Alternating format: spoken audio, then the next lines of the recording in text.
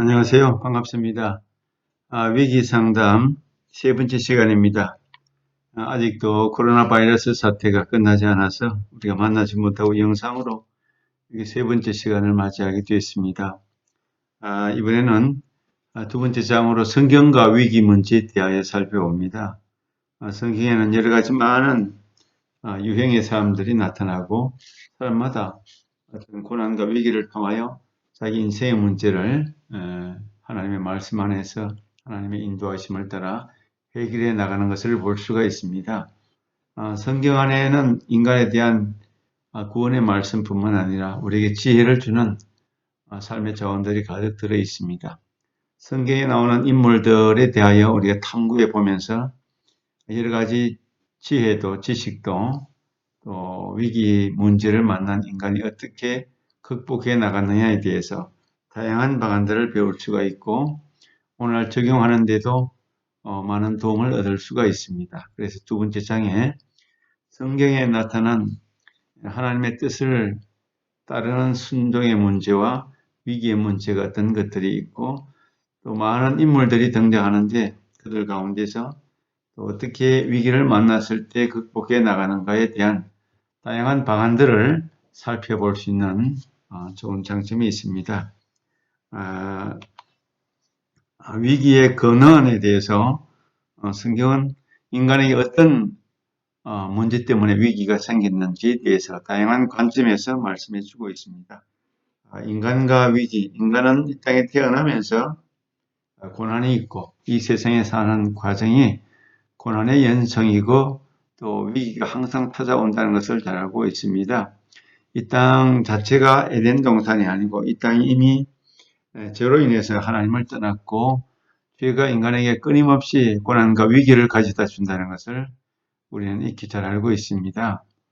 먼저 인간에게 고난이 찾아오는 이유, 왜 인간에게 고난이 찾아옵니까? 고난이 없는 사람이 있습니까? 누구나 이 땅에 태어나면서 탄생하는 순간부터 크고 작은 고난이 인간에게 찾아오게 되는 것입니다. 사람들의 먼저 잘못 때문에 발생하는 고난이 있습니다. 사람은 부족하고 또 여러 가지로 악한 죄성을 가지고 있을 뿐만 아니라 누구나 실수할 수 있고 죄를 범할 수가 있습니다. 아무리 의인도 죄를 범하게 됩니다. 믿음의 조상 아브라함도 죄를 범했고 또 하나님을 잘 섬겼다고 우리 모두 인정할 수 있는 귀한 하나님의 일꾼 다윗도 범죄를 저지르게 됩니다. 사람들은 잘못하면 반드시 고난에 직면하는 것이 인간입니다. 그래서 이 고난을 통하여 우리는 다음 단계로 더 큰 믿음의 일꾼으로 성장할 수가 있습니다. 하나님께서 친히 허락하시는 고난도 있습니다. 특별히 욥 같은 인물은 사탄의 시험을 받고 시기를 받아서 하나님으로부터 허락하신 고난을 받습니다. 욥이 당한 고난은 한도 끝도 없이 인간으로서 당할 수 있는 아주 극한 그런 고난과 위기를 만납니다. 자녀들이 갑자기 죽는 그런 비극도 있고 또 온몸에 악창이 나는 그런 몸에 큰 고난과 위기, 요즘 말하는 암보다도 더 큰 고통스러운 시련의 시간, 고난과 위기가 찾아왔습니다. 또 재산이 다 항진당하는 그런 어려움도 있었습니다.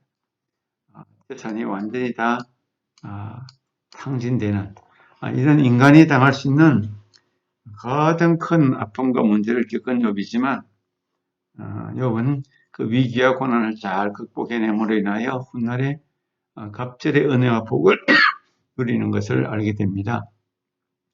하나님이 허락하신 고난도 있다는 사실에 대해서 우리가 기억해야 합니다.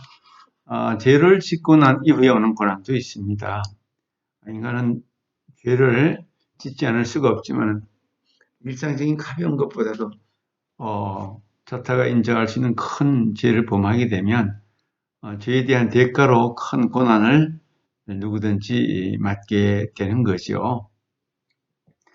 예수님께서 오신 것은 인간의 죄를 대신 지시고 피 흘려 십자가에서 죽으심으로 우리는 예수님의 보혈의 피 의지에서 모든 인간의 죄가 용서를 받을 수가 있습니다. 그럼에도 불구하고 우리는 날마다 자범죄를 지을 수가 있고 또 실수로 죄를 지을 수도 있고 또 악한 마음을 품고 죄를 지을 수도 있습니다. 오늘 이 세상도 여러 가지 유형의 죄들을 통하여 많은 범죄가 일어나고 그것으로 인하여 또 붙잡힌 사람들은 감옥에 가고 스스로 고난을 자초하게 되죠.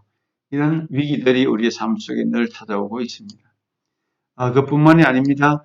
의를 위한 고난도 있습니다. 의를 위한 고난. 이거는 고난 당하지 않아도 되는데 복음을 위해서 하나님의 나라를 위해서 의를 위해서 스스로 또 계획 가운데에서 고난을 당합니다. 선교사로 중동 지방에 나가는 것도 고난이고 핍박을 당하는 북한 땅에서 복음을 전한다면 그야말로 극한 고난이 찾아오게 될 것입니다.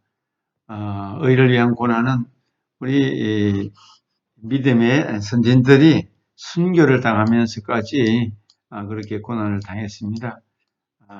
순교를 안 당하고 피할 수도 있겠지만 그러나 하나님의 나라와 의를 위해서 기꺼이 순교를 당하면서까지 의를 위한 고난, 이런 위기들이 찾아오게 된 거죠. 어마어마한 위기들이 인간에게 찾아오게 된 것입니다.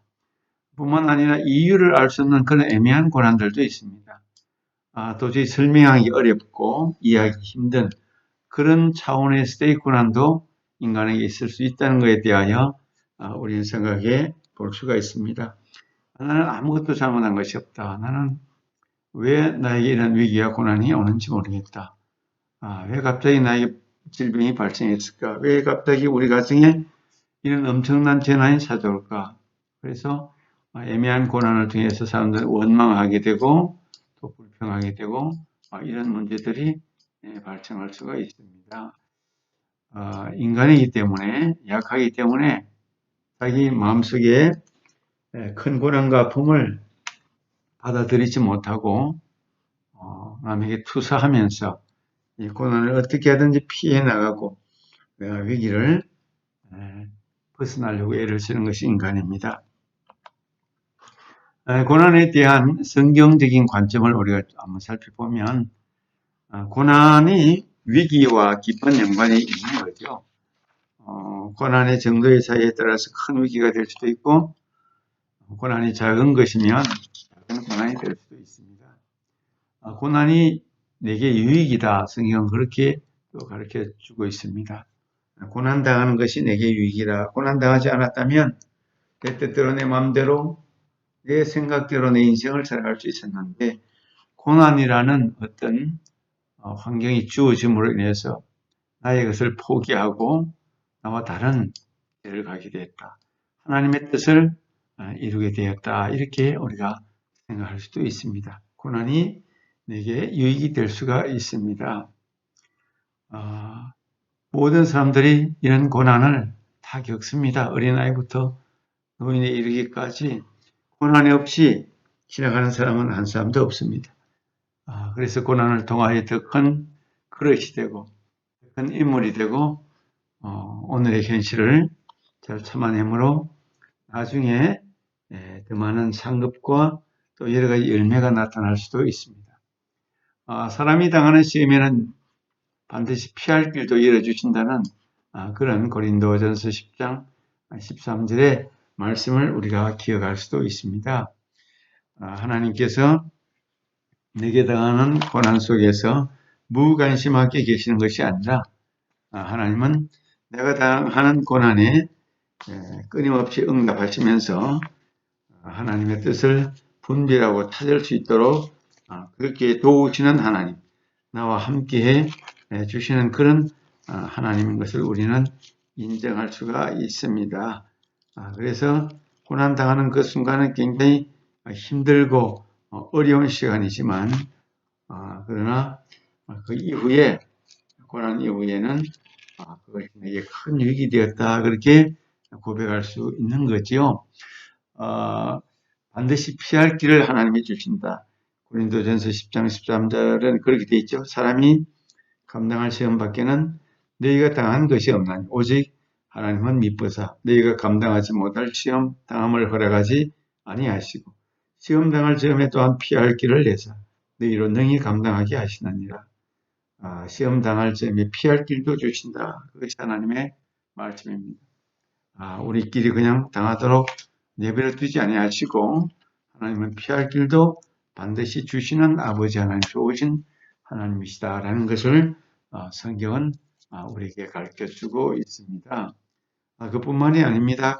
우리는 고난을 통해서 끊임없이 새로운 소망을 향하여 전진하며 나아갈 수 있습니다. 기독교는 소망의 종교입니다.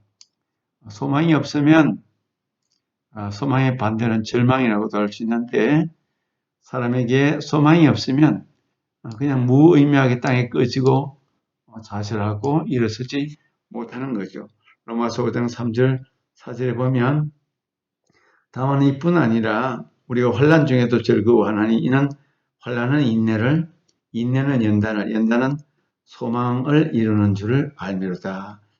소망을 이룬다. 연단은 굉장한 훈련이죠. 또 고난과 환난 속에서도 절망하지 않는 것은 소망이라는 큰 항구, 우리가 안전하게 피할 수 있는 소망의 큰 항구가 앞에 놓여 있기 때문에 오늘 당하는 시련, 아픔, 절망도 미래를 바라보면서 소망을 가지고 이겨낼 수가 있다는 고난을 통해서 소망을 이룬다. 이것이 기독교적인 관점입니다. 그래서 십자가의 고난도 있고 훗날의 부활의 영광도 있고 기독교는 이 두 가지 큰 기둥이 있습니다. 십자가 또 부활. 십자가만 있고 계속 고난만 평생 있다면 또 소망의 부활이 없다면 누구도 이기지 못하죠. 예수님의 십자가에서 온갖 고난과 죽음까지 당하셨지만 결국 3일 만에 부활하시고 부활의 첫 열매가 되시고 우리가 지금 사순절을 보내고 있습니다. 이 기간이 끝나면 부활의 아침, 영광의 아침도 온다.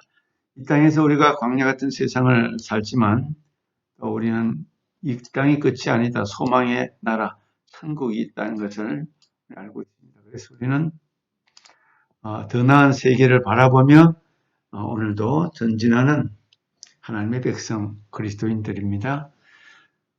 네 번째로 그리스도인은 고난과 시련을 다 마친 후에는 영광의 면류관이 있다는 그런 관점도 있습니다. 그렇습니다.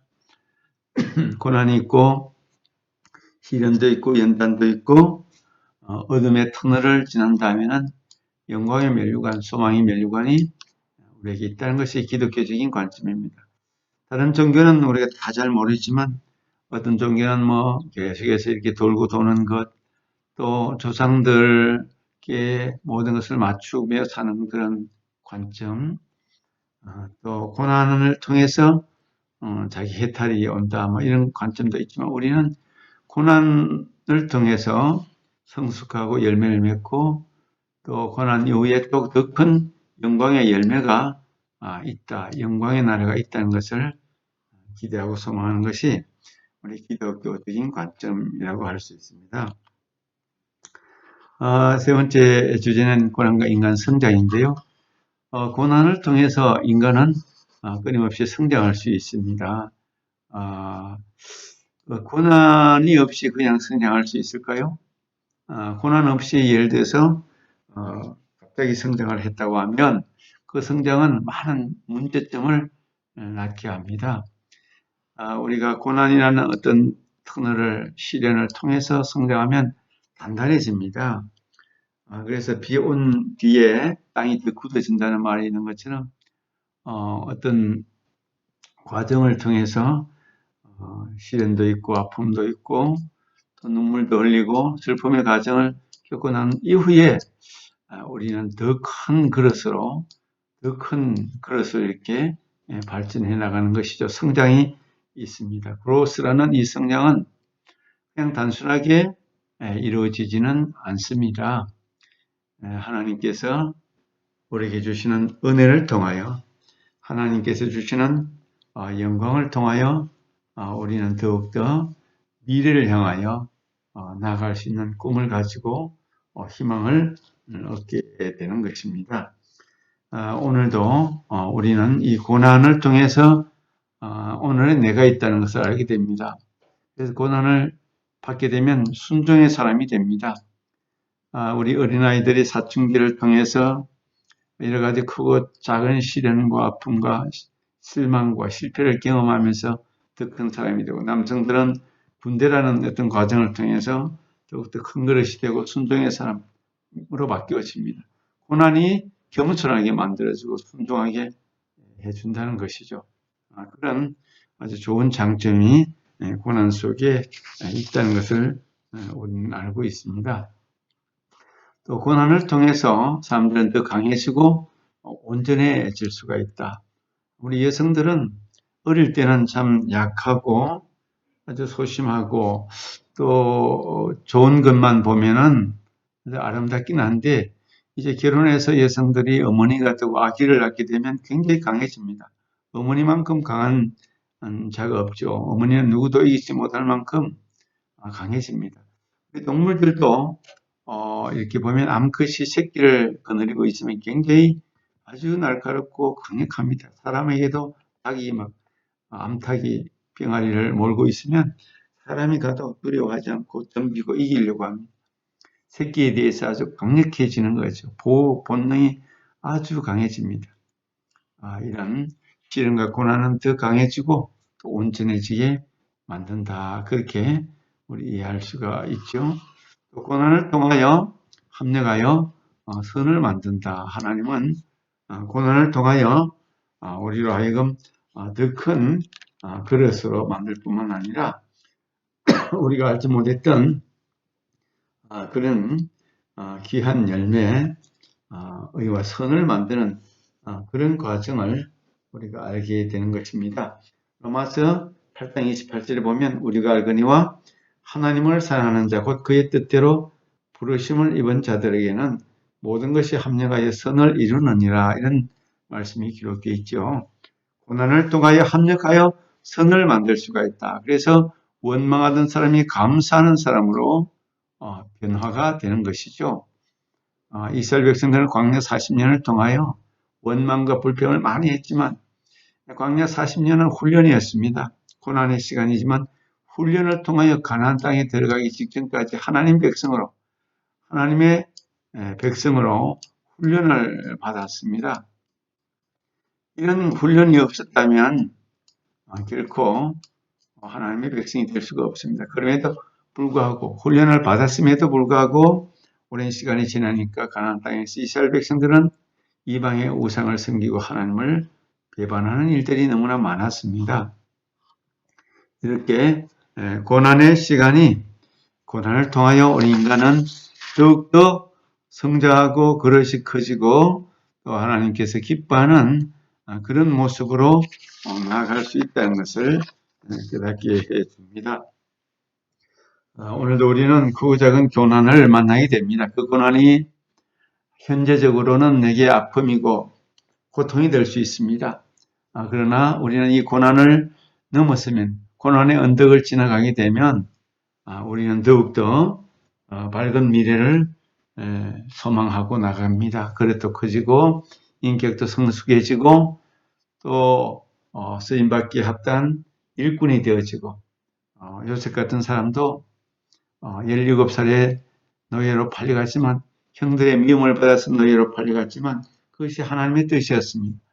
애굽에 먼저 가서 그가 수많은 고난을 겪고 위기를 만나고 감옥에도 갇히고 또 오해도 많이 받고, 그러나 하나님이 주시는 꿈이 있어서 꿈을 해석함으로 요셉은 결국 하나님이 세우시는 큰 일꾼 애굽의 총리가 되고, 나중에 그의 가족들, 아버지와 형제들 다 흉년 속에서 구원하게 하는, 다 먹여 살리는, 그리고 이제 그곳에서 이제 오랜 400년, 430년을 생활하다가 하나님의 약속의 은혜를 따라서 다시 가나안 땅으로 나오게 되는 것이죠. 이게 하나님의 뜻이었고 섭리였습니다. 우리는 이렇게 고난을 통해서 여러 가지 문제들을 잘 보게 되는 것이죠. 인간과 위기 문제, 인간에게 찾아오는 고난들, 여러 가지 유형 때문에, 원인 때문에 고난이 발생할 수 있다고 했습니다. 또 고난에 대한 성경의 관점은 유익하기도 하고 하나님은 또한 피할 길도 반드시 주시고 또 소망의 사람으로 성숙되게 하고 또 고난과 시련을 통해서 영광을 또 면류관을 받는 그런 이제 관점이 있고 고난은 결국은 인간을 성장하게 만든다. 위기는 인간을 성장하게 하는 귀한 요소가 있다라는 것을 우리가 꼭 기억하면 좋겠습니다. 위기가 반드시 나쁘지 않다. 위기는 매너리즘에 빠져 있고 타성에 젖어 있는 사람에게 위기를 통하여 잠자고 있던 성장의 요인들, 자원들을 깨워서 다시 한번 하나님이 기뻐하는 사람으로, 그릇으로, 성숙한 인격으로 그렇게 발전하며 나아갈 수 있도록 돕는 아주 좋은 요소들이 참 많이 있다는 것을 우리가 발견하면서 다시 한번 하나님의 은혜 속에 살고 또 이렇게 위기를 통하여 우리를 만져주시고 또 다스려 주시고 이끄시는 그런 뜻을 깨닫는 그런 시간이 되면 좋겠습니다. 위기 상담은 일반적인 학문적인 이론도 많이 있고 또 위기 상담자로서 또 백석대학교 이제 가치관에 따라서 또 성경에 나오는 위기의 내용들도 한번 언급하고 짚고 넘어가면 좋겠습니다. 이후의 시간에는 이제 성경에 나오는 인물들에 대해서 살펴볼 수 있도록 하면 좋겠습니다. 첫 번째 타임을 장을 주십니다.